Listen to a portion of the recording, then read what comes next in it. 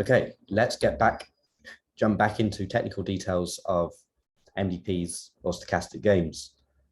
In light of the last video, we should keep in mind that many of the methods that we're considering now can also be applied in reinforcement learning setting and don't exactly rely on knowing the environment. So up until now with value iteration, we've always chosen actions. We're kind of implicitly choosing actions in order to maximize the current estimate of the value function. In other words, if V is our current estimate of the value function, then we're always choosing, and we're in state S0, we're always choosing actions in order to maximize this thing, which requires a loop over all actions.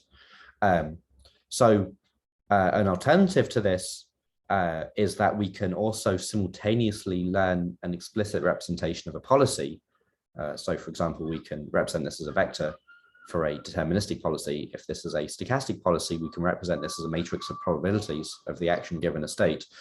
And this allows us to do fast lookup in our value function, but then we still have to loop over all actions whenever we update this. But for example, whenever we take a particular action, we can just update for that action. So this can be a bit faster.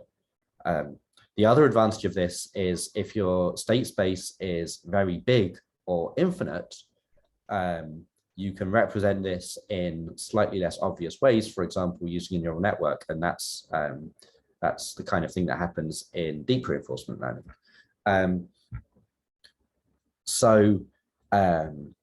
The idea is that if we have currently learned some policy and then we take an action, we get back some payoff, and then we want to decide whether we want to increase or decrease the probability that we're going to take that action in that state in the future.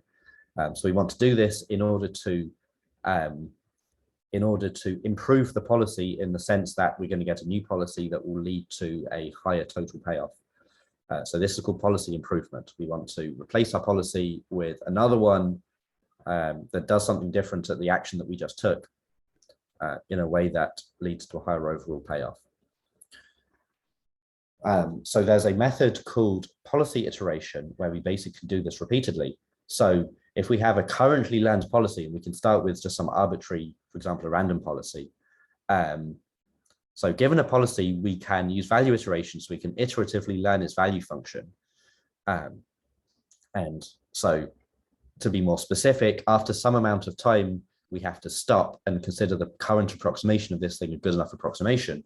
And then what we can do is we can find a new policy that's going to maximize the value function of the old policy. In other words, this thing. So V here is V sub sigma, where sigma is the old policy, and we're defining a new policy this way. And then what we're going to do is we're going to compute the value function of the new policy. And typically, a typical trick is that when we do value iteration for the new policy, we're going to use the ending estimate of the value of the old policy as the initial estimate of the value of the new policy. So we're not going to start from something like the always zero value function, but we're going to start from V sigma. That's a kind of typical trick.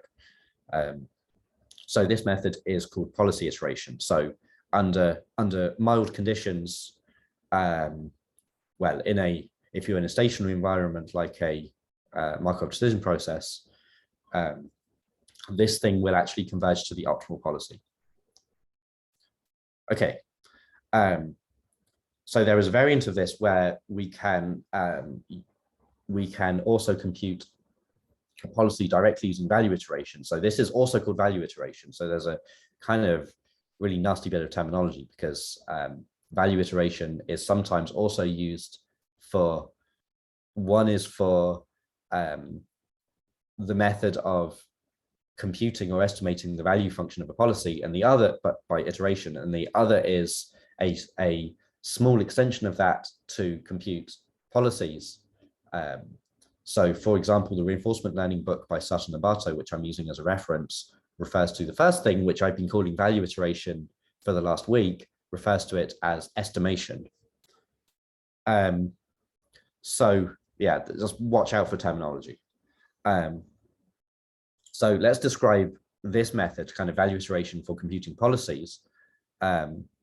So the idea is that we're going to update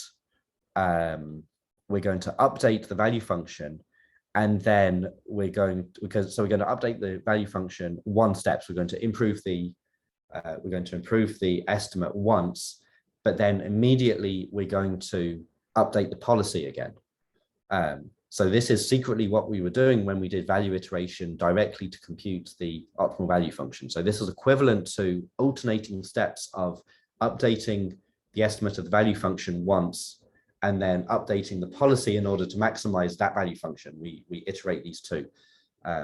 Whereas in policy iteration, we are running lots of steps of value iteration, estimation, until it converges, and then updating the policy once, and then repeating that.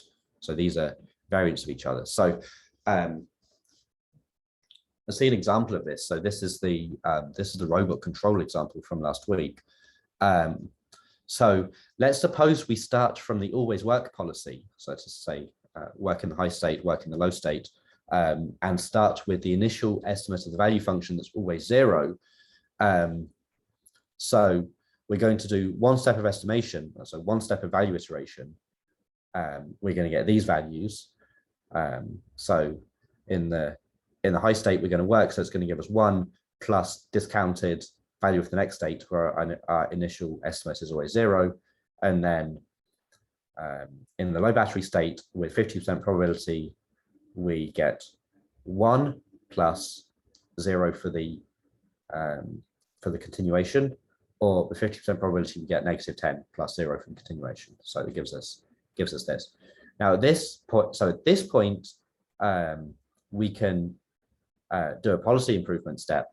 So in order to optimize this thing, we would choose the policy to work in the high battery state and recharge in the low battery state. I haven't written down the details of this, but it's optimizing over the current payoff plus discounted this thing. And it so turns out the numbers I've chosen in this example are extreme enough that at this point we have already reached the optimal policy. So although we can continue improving our estimate of the value function, our policy we've learned isn't going to change, so it's already stabilized.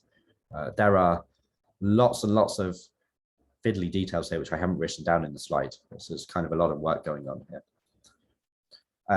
So there's a thing which is sometimes called generalized policy iteration, which is kind of anything that looks like one of these two methods, which is any kind of interleaving of estimation and improvements, where estimation is kind of improving our estimate of the value function of the current policy, and improvement is replacing the current policy with one that's going to give us a higher payoff for the current estimate of the value function. So value iteration uses this pattern. So I've written this in regular expression syntax, but this means one step of estimation followed by one step of improvement, repeat until satisfied. Whereas policy iteration uses one step of estimation, repeat that until satisfied, then one step of improvement, and then repeat the whole thing until satisfied. So in general, there are other things besides these two. So in general, any kind of reasonable interleaving of these two processes is going to converge to the optimal policy in the stationary environment, optimal policy and optimal value function. So what this means is, like, the general idea of reinforcement learning is incredibly robust to variations in the kind of general idea. Like anything that sort of looks like reinforcement learning probably in the end works, which means that this comes down to a kind of fine art of how can you make it faster or kind of more effective. Eventually, like theoretically speaking, from a kind of purely theoretical perspective, basically everything is equally good. So I put reasonable in scare quotes here. So this includes things like all actions are going to continue to be played with positive probability. So in fact, in a node, so in the case of a known Markov chain, you don't need this condition, but if you have a non-stationary environment, you need this condition because the environment could just spontaneously change so that some action which was previously terrible suddenly becomes really good.